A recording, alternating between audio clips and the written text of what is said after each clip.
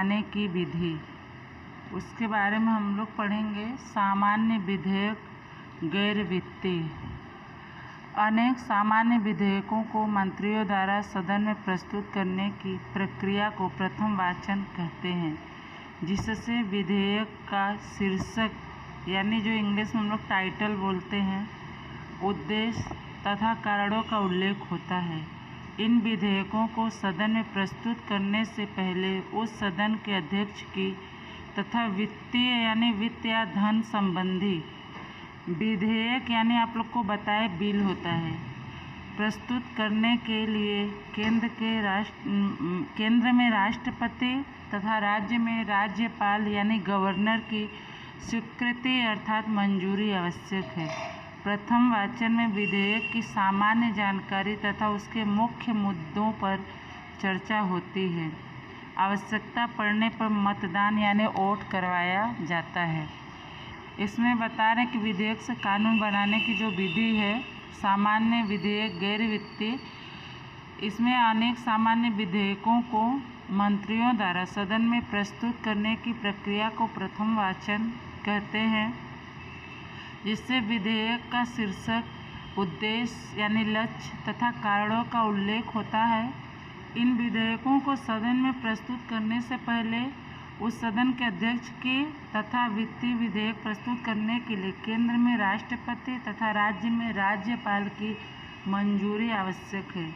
प्रथम वाचन में विधेयक की सामान्य जानकारी तथा उसके मुख्य जो विषय है उस पर चर्चा होती है, मुख्य मुद्दों पर। आवश्यकता पड़ने पर वोट भी करवाया जाता है। आगे पढ़ते हैं। द्वितीय वाचन के दौरान विधेयक के प्रत्येक मुद्दों की धारा अनुसार चर्चा होती है, उसके उद्देश्यों तथा उसके प्राप्त होने वाले परिणामों पर बहस यानी चर्चा होती है। उसमें लोगों, समूहों, संस्थाओं तथा विरोध पक्षों के अभिप्राय यानी विचारों के आधार पर सुधार किया जाता है। अंत में उस पर मतदान होता है। इसमें कह रहे हैं कि द्वितीय वाचन के दौरान विधेयक के प्रत्येक मुद्दों की धारा के अनुसार चर्चा होती है, बात होती है उस पर, उसके उद्देश्यों तथा उसके प्राप्त होने वाले परिणामों, निष्कर्ष पर बहस होती है।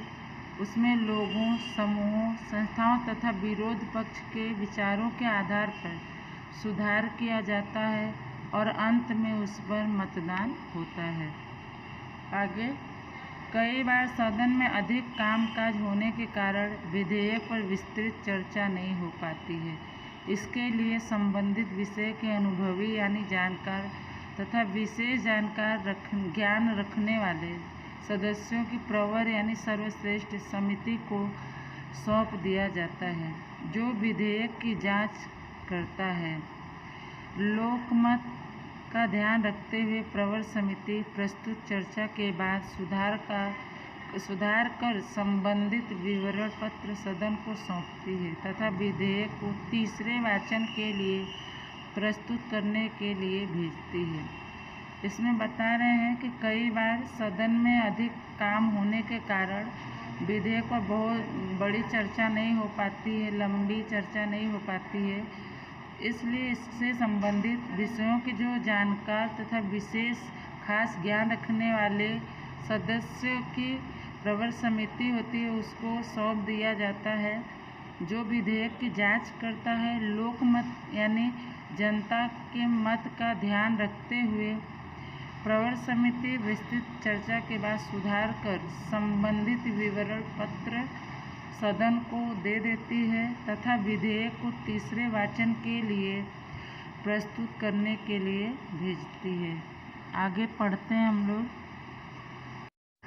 तीसरे वाचन की प्रक्रिया मात्र एक औपचारिकता है। औपचारिकता मतलब औपचारिक होने के गुण या भाव, यानी दिखाई देने के लिए, खाली दिखावे के लिए। विधेयक में सुधार के लिए की गई सिफारिशों को स्वीकार अथवा अस्वीकार करने के पीछे प्रस्तुत तर्क के बाद अंत में विधेयक के स्वीकार स्वरूप पर मतदान करवाया जाता है। अगर विधेयक के पक्ष में बहुमत होता है तो विधेयक पारित घोषित किया जाता है। उस पर सदन के अध्यक्ष का हस्ताक्षर लेकर उसे दूसरे सदन में भेज दिया जाता है। दूसरे सदन में भी विधेयक इसी प्रक्रिया से गुजरता है। दूसरे सदन में आवश्यक संशोधन यानी सुधार के साथ पारित यानी पास हो जाने के बाद विधेयक को राष्ट्रपति की स्वीकृति यानी मंजूरी के लिए राष्ट्रपति के पास भेजा जाता है और स्वीकृति मिलने के बाद विधेयक कानून बन जाता है। इसमें बता रहे हैं कि तीसरे वाचन की प्रक्रिया मात्र एक औपचारिकता होती है। विधेयक में सुधार के लिए की गई सिफारिशों यानी सोर्स बोलते हैं इंग्लिश में, सोर्स को स्वीकार मानने अथवा न मानने करने के पीछे प्रस्तुत तर्क के बाद अंत में विधेयक के स्वीकार स्वरूप पर मतदान करवाया जाता है। अगर विधेयक के पक्ष में बहुमत होता है तो विधेयक पास घोषित किया जाता है। उस समय सदन के अध्यक्ष का हस्ताक्षर लेकर उसे दूसरे सदन में भेजा जाता है। दूसरे सदन में से विधेयक इसी प्रक्रिया से गुजरता है। दूसरे सदन में आवश्यक सुधार के साथ पारित हो जाने के बाद विधेयक को राष्ट्रपति की मंजूरी के लिए राष्ट्रपति के पास भेजा जाता है और स्वीकृति मिलने के बाद विधेयक कानून बन जाता है। आगे पढ़ते हैं। अगर दूसरे दिन सदन में विधेयक पारित नहीं होता है तो उसे पुनः यानी फिर पहले सदन को वापस भेजा जाता है। अगर दूसरे सदन द्वारा विधेयक 6 महीने तक पहले सदन को वापस नहीं किया गया तो उस सदन में विधेयक पारित नहीं हुआ ऐसा मान लिया जाता है। जब दोनों सदनों के बीच मतभेद यानी असहमति बढ़ गया हो या राज्यसभा में सत्ता पक्ष की बहुमति न हो तब विधेयक को स्वीकृति मिलनी मुश्किल हो जाती है। ऐसी परिस्थिति में दोनों सदनों की संयुक्त बैठक में विधेयक को बहुमत यानी अधिक मत सहमति से पारित किया जाता है। इसमें बता रहे कि अगर दूसरे सदन में विधेयक यानी बिल पारित नहीं होता है, पास नहीं होता है, तो उसे फिर से पहले सदन को वापस भेज दिया जाता है। अगर दूसरे सदन द्वारा विधेयक 6 महीने तक पहले सदन को वापस नहीं किया गया तो उस सदन में विधेयक पारित नहीं हुआ ऐसा मान लिया जाता है। जब दोनों सदनों के बीच मतभेद होता है, सहमति नहीं होती है या राज्य में सत्ता पक्ष की बहुमति न हो तब विधेयक को मंजूरी मिलना मुश्किल हो जाता है और ऐसी परिस्थिति में, ऐसी अवस्था में दोनों सदनों के संयुक्त बैठक में विधेयक को अधिक सहमति के साथ, बहुमत के साथ उसे पास किया जाता है। आगे पढ़ते हैं।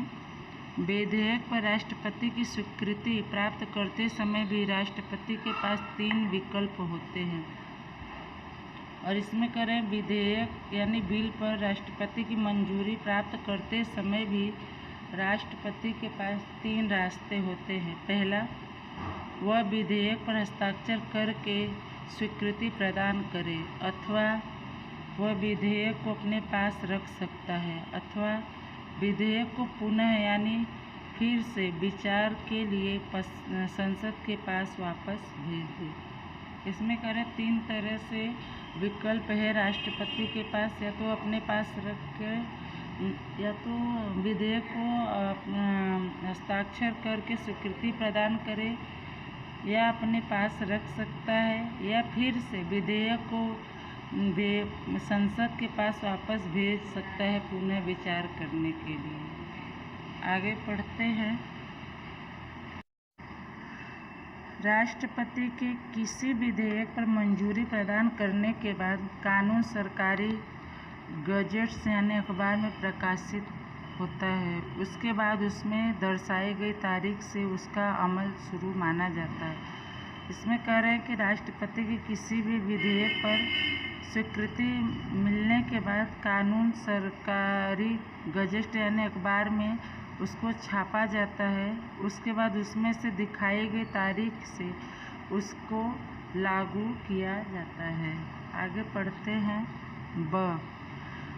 जब संविधान में सुधार में संबंधित विधेयक संसद में प्रस्तुत किया जाता है तब संसद के दोनों सदनों में कुल सदस्यों की बहुमति यानी अधिक सहमति या उपस्थिति तथा मतदान में भाग लेने वाले 2/3 सदस्यों यानी जैसे 3 भाग का 2 भाग सदस्यों की बहुमति आवश्यक होती है। केंद्र तथा राज्यों के संबंधों के संदर्भ में संविधान में सुधार के लिए संसद के दोनों सदनों के आधे से अधिक सदस्यों की सहमति यानी मंजूरी के साथ राज्यों के 50% विधानमंडलों की स्वीकृति आवश्यक है। सामान्य विधेयक की तरह यह विधेयक भी विविध चरणों यानी स्थानों से गुजरता है। इसमें करें कि जब संविधान में सुधार से संबंधित विधेयक संसद में भेजा जाता है, प्रस्तुत किया जाता है, तब संसद के दोनों सदनों में कुल सदस्यों की बहुमति या अधिक से अधिक सहमति या उपस्थिति तथा मतदान में भाग लेने वाले 2/3 सदस्यों की बहुमति आवश्यक होती है। केंद्र तथा राज्यों के संबंध के संदर्भ में संविधान में सुधार के लिए संसद के दोनों सदनों के आधे से अधिक सदस्यों की सहमति के साथ राज्यों के 50% विधानमंडलों की मंजूरी आवश्यक है।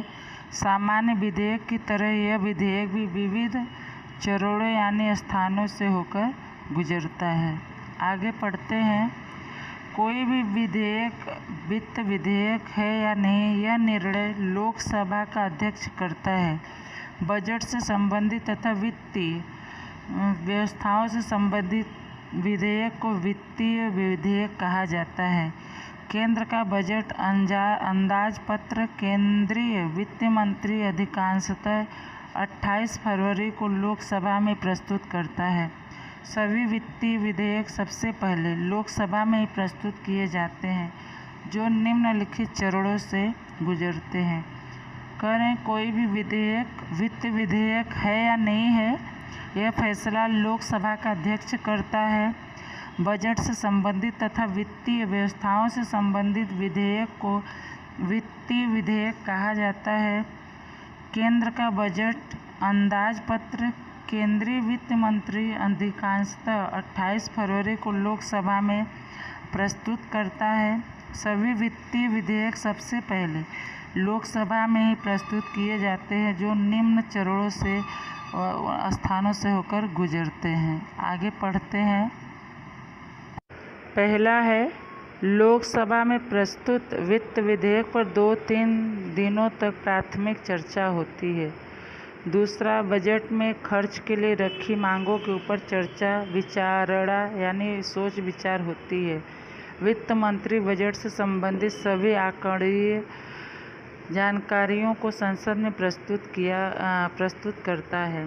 तीसरा है सभी विभागों के मंत्री जैसे कृषि, विज्ञान, संरक्षण, व्यापार, वाणिज्य यानी व्यवसाय तथा मानव संसाधन विभाग आदि अपने अपने विभागों की मांगों को लोकसभा के समक्ष यानी सामने विचार विमर्श के लिए रखते हैं तथा मतदान के द्वारा उस पर मंजूरी प्राप्त करनी होती है। चौथा है बजट में आय के अनुमानित क्षेत्रों पर तथा कर से संबंधित प्रस्ताव अलग अलग स्वरूप में प्रस्तुत किया जाता है तथा उस पर मंजूरी लेनी पड़ती है।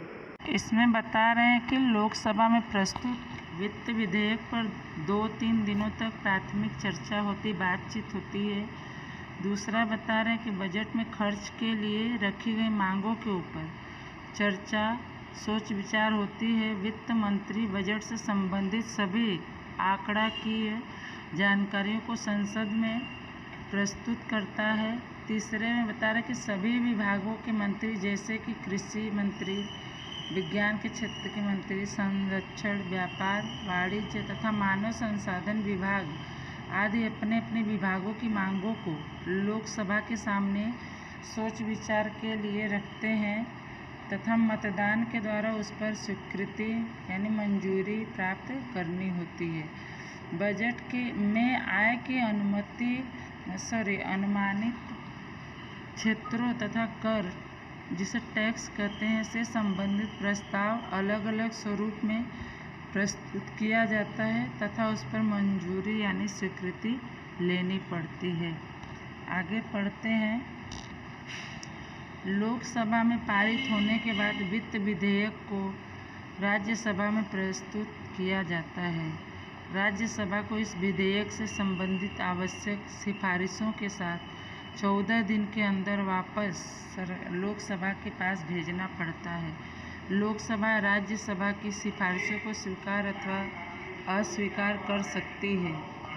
अगर 14 दिनों के अंदर राज्यसभा वित्त विधेयक को वापस लोकसभा के पास नहीं भेजती है तो विधेयक राज्यसभा के द्वारा पारित माना जाता है। राज्यसभा द्वारा की गई सिफारिशों को लोकसभा स्वीकार करती है तो दोनों सदनों में संशोधित यानी सुधार करके विधेयक पारित हुआ माना जाता है। लेकिन राज्यसभा को सिफारिशों को लोकसभा अस्वीकार करे तो लोकसभा में मूल स्वरूप में पारित विधेयक दोनों सदनों में पारित माना जाता है। इस प्रकार वित्तीय मामलों में राज्यसभा की सत्ता लोकसभा की तुलना में सीमित है यानी कम है। इसमें बता रहे हैं कि लोकसभा में पारित यानी पास होने के बाद वित्त यानी धन संबंधी बिल जो है उसको राज्यसभा में प्रस्तुत किया जाता है। राज्यसभा को इस विधेयक से संबंधित आवश्यक सिफारिशों के साथ 14 दिन के अंदर वापस लोकसभा के पास भेजना पड़ता है। लोकसभा राज्यसभा की सिफारिशों को स्वीकार अथवा अस्वीकार कर सकती है यानी मान भी सकती है और नहीं भी मान सकती है। अगर 14 दिनों के अंदर राज्यसभा वित्त विधेयक को वापस लोकसभा के पास नहीं भेजती है तो विधेयक राज्यसभा के द्वारा पारित माना जाता है यानी पास कर दिया गया ऐसा माना जाता है। राज्यसभा द्वारा की गई सिफारिशों को लोकसभा स्वीकार करती है तो दोनों सदनों में संशोधित यानी सुधार करके विधेयक पारित हुआ माना जाता है। लेकिन राज्यसभा की सिफारिशों को लोकसभा अगर नहीं माने तो लोकसभा में मूल स्वरूप में पारित वित्त विधेयक दोनों सदनों में पारित माना जाता है। इस प्रकार वित्तीय मामलों में राज्यसभा की सत्ता लोकसभा की तुलना यानी बराबरी में सीमित है यानी कम है। आगे हम लोग पढ़ेंगे। इस तरह विविध प्रक्रियाओं के अंत में दोनों सदनों में पारित वित्तीय विधेयक को राष्ट्रपति की स्वीकृति यानी मंजूरी के लिए प्रस्तुत किया जाता है। वित्तीय विधेयक पर राष्ट्रपति को अपनी स्वीकृति देनी ही पड़ती है। अगर बजट संसद में पारित नहीं होता है तो सरकार को त्यागपत्र देना पड़ता है। करें इस तरह से अलग अलग प्रक्रियाओं के अंत में दोनों सदनों में पारित वित्तीय विधेयक को राष्ट्रपति को मंजूरी के लिए भेज दिया जाता है। वित्तीय विधेयक पर राष्ट्रपति को अपनी मंजूरी देनी ही पड़ती है। अगर बजट संसद में पारित नहीं होता है तो सरकार को फिर त्याग पत्र देना पड़ता है, अपना पद छोड़ना पड़ता है। आगे पढ़ते हैं। इसके उपरांत विधान सदनों में देश के सामाजिक आर्थिक राजनीतिक यानी राजनीतिक संरक्षण सुरक्षा तथा विदेशी मामलों से संबंधित विविध क्षेत्रों के प्रश्नों पर विचार विमर्श किया जाता है। लोकसभा कार्यपालिका मंत्रिमंडल तथा कार्यकारी अधिकारियों के कामकाज पर नज़र यानी देख रेख और नियंत्रण यानी अंकुश रखती है। सार्वजनिक वित्त का कार्यक्षम यानी कार्य करने की क्षमता तथा व्यवस्थित रूप से उपयोग किया जाए इस पर निगरानी यानी नज़र रखने का कार्य जनता के प्रतिनिधियों का है। इस तरह लोकसभा सार्वजनिक वित्त के उपयोग पर सीधे तथा अंतिम नियंत्रण यानी अंकुश रखती है। संसद की स्वीकृति के बिना कार्यपालिका द्वारा नया कर यानी टैक्स नहीं लगाया जा सकता तथा वर्तमान करों में कोई फेरबदल यानी परिवर्तन नहीं किया जा सकता। कार्यपालिका के खर्च पर विधायिका का नियंत्रण होने के कारण इसे सार्वजनिक धन का रक्षक कस्टोडियन कहा जाता है। इसके उपरांत संसद राष्ट्रपति उपराष्ट्रपति सर्वोच्च न्यायालय तथा उच्च न्यायालय के न्यायमूर्ति यानी न्यायाधीशों मुख्य चुनाव आयुक्त ऑडिटर जनरल अटॉर्नी जनरल जैसे लोगों के सामने संविधान भंग यानी तोड़ने के आरोप में इम्पीचमेंट प्रस्ताव पारित कर उन्हें उनके पद से यानी पदवी से हटा सकती है। इसमें बता रहे हैं कि इसके बाद विधान सदनों में देश के सामाजिक, आर्थिक, राजनीतिक, संरक्षण, सुरक्षा तथा विदेशी मामलों से जुड़े हुए विविध क्षेत्रों के प्रश्नों पर विचार विमर्श किया जाता है, सोचा जाता है। लोकसभा, कार्यपालिका, मंत्रिमंडल तथा कार्यकारी अधिकारियों के कामकाज पर निगरानी और नियंत्रण रखती है। सार्वजनिक वित्त का कार्य करने की क्षमता व्यवस्थित रूप से उपयोग किया जाए, इस पर निगरानी रखने का कार्य जनता के प्रतिनिधियों का है।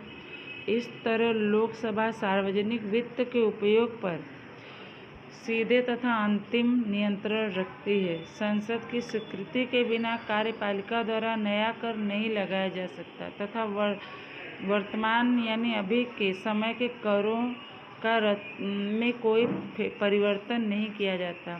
कार्यपालिका के खर्च पर विधायिका का नियंत्रण होने के कारण इसे सार्वजनिक धन का रक्षक कस्टोडियन कहा जाता है। इसके बाद संसद राष्ट्रपति, उपराष्ट्रपति, सर्वोच्च न्यायालय तथा उच्च न्यायालय के न्यायमूर्तियों, मुख्य चुनाव आयुक्त, ऑडिटर जनरल, अटॉर्नी जनरल जैसे लोगों के सामने संविधान को तोड़ने के इल्जाम में इम्पीचमेंट प्रस्ताव पारित कर उन्हें उनके पद से यानी स्थान से हटाया जा सकता है। आगे पढ़ते हैं। राज्य स्तरीय विधायिका। राज्य स्तर पर विधायिका के बारे में हम लोग पढ़ते हैं। और पहला है विधानसभा। प्रत्येक राज्य में एक विधान सदन होता है जिसे विधानसभा कहते हैं। विधानसभा निचला सदन है। कह रहे हैं कि हर एक राज्य में विधान सदन होता है जिसे विधानसभा भी कहते हैं। विधानसभा निचला सदन है। दूसरा है विधान परिषद। विधानमंडल के दूसरे सदन को विधान परिषद कहते हैं। बिहार, महाराष्ट्र, कर्नाटक, उत्तर प्रदेश, तमिलनाडु जैसे राज्यों में 2 सदन हैं।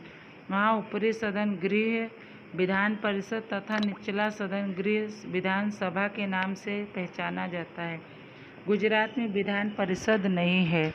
अलग अलग राज्यों में विधानसभा के सदस्यों की संख्या में अंतर यानी परिवर्तन दिखाई देता है। संवैधानिक प्रावधानों के अनुसार किसी भी विधानसभा में सदस्यों की संख्या 60 से कम तथा 500 से अधिक नहीं होनी चाहिए। वर्तमान में गुजरात में विधानसभा के सदस्यों की संख्या 182 है। कह रहे हैं कि विधानमंडल के दूसरे सदन को विधान परिषद कहते हैं। विधान परिषद बिहार, महाराष्ट्र, कर्नाटक, उत्तर प्रदेश, तमिलनाडु जैसे राज्यों में है। वहाँ ऊपरी सदन गृह विधान परिषद तथा निचला सदन गृह विधानसभा के नाम से पहचाना जाता है। गुजरात में विधान परिषद नहीं है, सिर्फ विधानसभा है। कह रहे हैं अलग अलग राज्यों में विधानसभा के सदस्यों की संख्या में परिवर्तन यानी अंतर दिखाई देता है। संवैधानिक यानी संविधान में लिखे गए नियमों के अनुसार किसी भी विधानसभा में सदस्यों की संख्या 60 से कम तथा 500 से अधिक नहीं होनी चाहिए। अभी के समय में गुजरात के विधानसभा में सदस्यों की संख्या 182 है। आगे पढ़ते हैं। विधानसभा सदस्यता के उम्मीदवार के लिए योग्यताएं। करें विधानसभा में सदस्यता के लिए अगर चुनाव लड़ना है तो उसके लिए क्या क्या योग्यताएं होना चाहिए। जो भारतीय नागरिक हो, उसकी उम्र 25 वर्ष या उससे अधिक हो, पागल, दिवालिया तथा अपराधी यानी दोषी घोषित यानी साबित न किया गया हो, वह व्यक्ति विधानसभा सदस्य के रूप में उम्मीदवारी कर सकता है। इसमें योग्यताएं बता रहे हैं कि जो भारतीय नागरिक हो, जिसकी उम्र 25 वर्ष या उससे अधिक हो, पागल, दिवालिया, अपराधी न घोषित किया गया हो, वह व्यक्ति विधानसभा सदस्य के रूप में चुनाव लड़ सकता है विधानसभा की सदस्यता के लिए। कार्यकाल मतलब काम करने का समय कितने दिनों का होता है, उसके बारे में हम लोग पढ़ते हैं। विधानसभा अस्थायी सदन नहीं है। सामान्य परिस्थितियों में उसका कार्यकाल 5 वर्ष होता है। विधानसभा का कार्यकाल पूरा होने के बाद उसका विसर्जन होता है। कई बार असामान्य परिस्थिति में संवैधानिक व्यवस्थाओं के अनुसार सरकार नहीं चल सकती या सरकार की रचना नहीं हो पा रही हो, तब राज्यपाल राष्ट्रपति को विधानसभा का विसर्जन यानी उसे रद्द करने की सिफारिश भेजता है, प्रार्थना भेजता है तथा राष्ट्रपति को विधानसभा को बर्खास्त यानी निरस्त करके राष्ट्रपति शासन लगा देता है। उस समय राज्यपाल यानी गवर्नर राज्य का संचालन यानी नेतृत्व करता है। विधानसभा सदस्य अपने में से ही विधानसभा के सरल संचालन के लिए अध्यक्ष यानी स्पीकर तथा उपाध्यक्ष यानी डिप्टी स्पीकर का चुनाव करते हैं। विधानसभा अस्थायी सदन नहीं है, इसमें हर 5 साल बाद बदलाव होता है। सामान्य परिस्थिति, साधारण परिस्थिति अगर है तो उसमें उसका समय काम करने का 5 वर्ष का होता है। विधानसभा का कार्यकाल पूरा होने के बाद उसको रद्द कर दिया जाता है, बर्खास्त कर दिया जाता है। कई बार असामान्य यानी परिस्थिति अच्छी नहीं है तो संविधान में लिखे गए व्यवस्थाओं के अनुसार सरकार नहीं चल सकती या सरकार की रचना नहीं हो पा रही है, तब राज्यपाल राष्ट्रपति को विधानसभा का रद्द करने की सिफारिश भेजता है तथा राष्ट्रपति को विधानसभा को बर्खास्त करके राष्ट्रपति शासन लगा देता है। उस समय राज्यपाल राज्य का संचालन करता है, नेतृत्व करता है। विधानसभा सदस्य अपने में से ही विधानसभा को सरल यानी आसानी संचालन के लिए अध्यक्ष, स्पीकर तथा उपाध्यक्ष डिप्टी स्पीकर का चुनाव करते हैं। आगे हम लोग पढ़ते हैं। विधान परिषद सदस्य स्थानीय स्वराज्य की संस्थाओं नामांकित यानी जिनका नाम लिया गया चुना गया और जिन स्नातकों महाविद्यालयों का नामांकित स्नातक माध्यमिक तथा उच्च माध्यमिक विद्यालय के शिक्षकों तथा अध्यापकों द्वारा निर्मित मतदान मंडल द्वारा चुने जाते हैं। विधान परिषद सदस्य के लिए 30 वर्ष या उससे अधिक की आयु तथा भारतीय नागरिक होना चाहिए। विधान परिषद एक अस्थायी सदन है। राज्यसभा की तरह इसके भी प्रत्येक सदस्य का कार्यकाल 6 वर्ष होता है। इसके 1/3 यानी 1/3 सदस्य हर दूसरे वर्ष सेवानिवृत्त यानी अपने कार्य से मुक्त होते हैं। राज्य में विधान परिषद रखना या न रखना यह राज्य निश्चित करता है। गुजरात में विधान परिषद नहीं है। लोकसभा की तरह विधानसभा के पास अधिक सत्ताएं यानी अधिकार है। विधानसभा में सामान्य तथा वित्त विधेयक प्रस्तुत किया जा सकता है। विधेयक विविध यानी अलग अलग स्तरों से स्वीकृत होते हुए अंत में राज्यपाल की मंजूरी के लिए भेजा जाता है। राज्यपाल की स्वीकृति मिलने के बाद विधेयक कानून बन जाता है। इसमें बता रहे हैं कि विधान परिषद सदस्य स्थानीय स्वराज्य की संस्थाओं नामांकित स्नातकों माध्यमिक तथा उच्च माध्यमिक विद्यालयों के शिक्षकों तथा अध्यापकों द्वारा निर्मित मतदाता मंडल द्वारा चुने जाते हैं। विधान परिषद के सदस्य के लिए 30 वर्ष या उससे अधिक की आयु तथा भारतीय नागरिक होना चाहिए। विधान परिषद एक अस्थायी सदन है। राज्यसभा की तरह इसके भी प्रत्येक सदस्य का काम करने का समय जो है 6 वर्ष होता है। इसके 1/3 यानी 1/3 सदस्य हर एक दूसरे अपने कार्य से मुक्त होते हैं अपने स्थान से। राज्य में विधान परिषद रखना या न रखना यह राज्य तय करता है। गुजरात में विधान परिषद नहीं है। लोकसभा की तरह विधान परिषद सभा के पास अधिक अधिकार है। विधानसभा में सामान्य तथा वित्त विधेयक प्रस्तुत किया जा सकता है। विधेयक अलग अलग स्तरों से मंजूरी पाते हुए अंत में राज्यपाल की मंजूरी के लिए भेजा जाता है। राज्यपाल की स्वीकृति मिलने के बाद विधेयक कानून बन जाता है। आगे हम लोग पढ़ते हैं कार्यपालिका। सरकार का सबसे कार्यशील, सबसे प्रभावशाली तथा प्रत्यक्ष रहने वाला अंग कार्यपालिका है। संघीय कार्यपालिका अर्थात केंद्र सरकार। राजकीय कार्यपालिका में राष्ट्रपति, उपराष्ट्रपति, प्रधानमंत्री और उसका मंत्रिमंडल तथा स्थायी प्रशासनिक कर्मचारियों से बने प्रशासनिक तंत्र को प्रशासकीय कार्यपालिका कहते हैं। करें कार्यपालिका में कि सरकार का सबसे कार्यशील, सबसे प्रभावशाली यानी असरकारक तथा प्रत्यक्ष रहने वाला अंग कार्यपालिका है। संघीय कार्यपालिका का मतलब होता है केंद्र सरकार। राजकीय कार्यपालिका में राष्ट्रपति, उपराष्ट्रपति, प्रधानमंत्री और उसका मंत्रिमंडल तथा अस्थायी प्रशासनिक कर्मचारियों से बने प्रशासनिक तंत्र में प्रशासकीय कार्यपालिका कहते हैं। आगे राजकीय और प्रशासनिक कार्यपालिका के अधिकारी और कर्मचारी जनता के सीधे संपर्क में आते हैं। उनके कार्यों से लोग प्रभावित होते हैं। विधायिका द्वारा निर्मित कानून को व्यवहार में अमल करवाने का कार्य कार्यपालिका का है। सरकार द्वारा लोगों की आकांक्षाओं यानी इच्छाओं, उपेक्षाएं यानी उम्मीदों तथा लोकमत यानी जनता के मत के आधार पर निर्मित नीतियों, योजनाओं तथा कार्यक्रमों के अमल यानी लागू करवाने का कार्य प्रशासनिक कार्यपालिका करती है। करें राजकीय और प्रशासनिक कार्यपालिका के अधिकारी और कर्मचारी जनता से सीधे जुड़े होते हैं। उनके कार्यों से लोग प्रभावित होते हैं। विधायिका द्वारा बनाए गए कानून को व्यवहार में लागू करवाने का कार्य कार्यपालिका का है।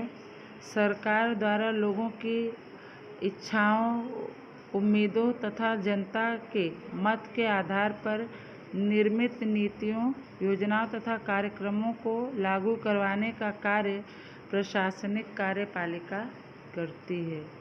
आगे पढ़ते हैं। राजकीय कार्यपालिका हर 5 वर्ष के बाद या सत्ता का त्याग करने के साथ बदलती है, जबकि प्रशासनिक कार्यपालिका यह अस्थायी नियुक्त वाले प्रशासनिक अधिकारियों से निर्मित होने के कारण अस्थायी है। प्रशासनिक अधिकारियों के सेवानिवृत्ति की आयु देश के अलग अलग राज्यों में अलग अलग होती है।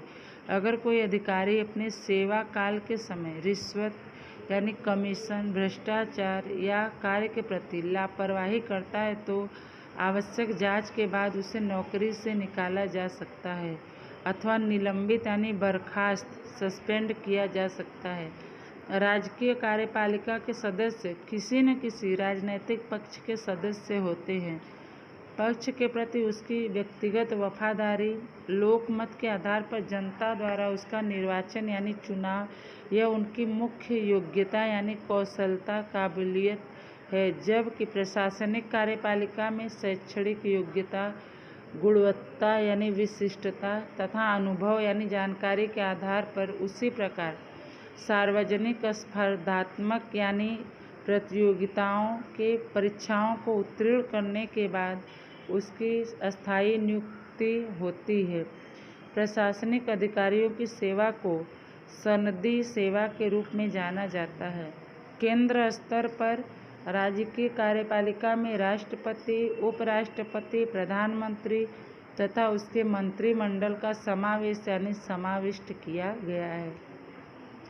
इसमें बता रहे हैं कि राजकीय कार्यपालिका हर 5 वर्ष के बाद सत्ता यानी शासन का त्याग करने के साथ बदलती है, जबकि प्रशासनिक कार्यपालिका यह अस्थायी है।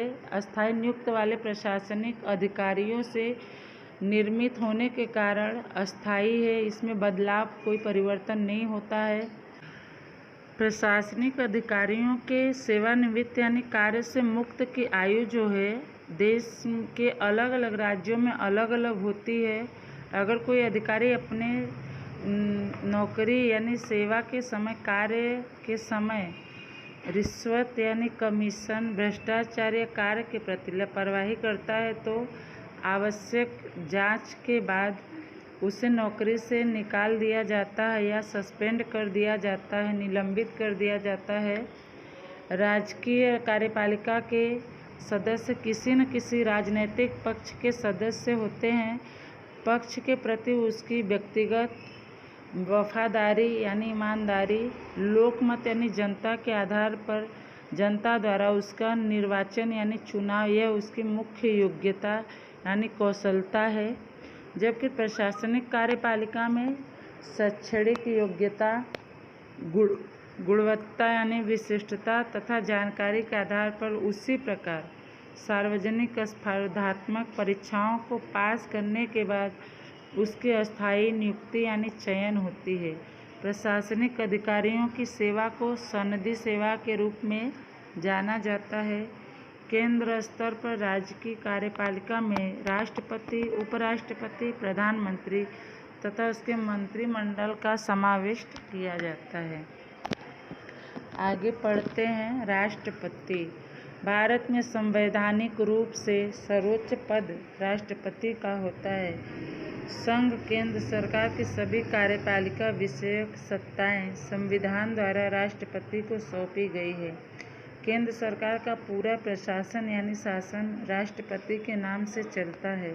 वह राष्ट्र का सर्वोच्च तथा भारतीय प्रजातंत्र यानी भारत के जनता का प्रथम नागरिक है।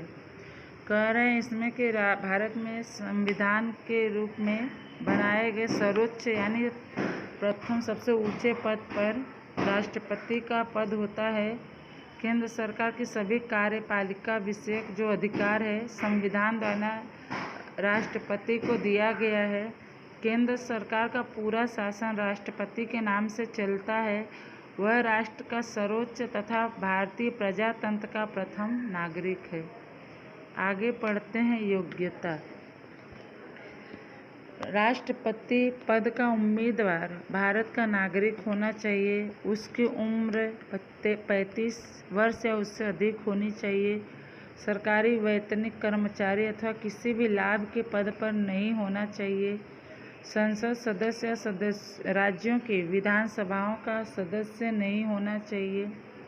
राष्ट्रपति का चुनाव संसद के दोनों सदनों के तथा राज्यों की विधानसभाओं के चुने हुए सदस्यों से निर्मित मतदाता मंडल के द्वारा परोक्ष यानी प्रत्यक्ष पद्धति यानी तरीके से किया जाता है।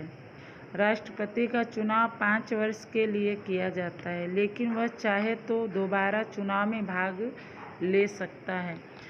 जब तक राष्ट्रपति अपने पद पर रहता है तब तक उसके विरुद्ध कोई भी फौजदारी मुकदमा नहीं चलाया जा सकता और न ही उसकी गिरफ्तारी या किसी प्रकार की सजा यानी दंड का आदेश दिया जा सकता है। करें राष्ट्रपति का पद पाने के लिए उसके लिए भारत का नागरिक होना आवश्यक है। उसकी उम्र 35 वर्ष या उससे अधिक होनी चाहिए। सरकार के द्वारा वेतन न पाता हो, सरकारी कर्मचारी न हो अथवा किसी भी लाभ के पद पर न हो। संसद सदस्य या राज्यों की विधानसभाओं का सदस्य नहीं होना चाहिए।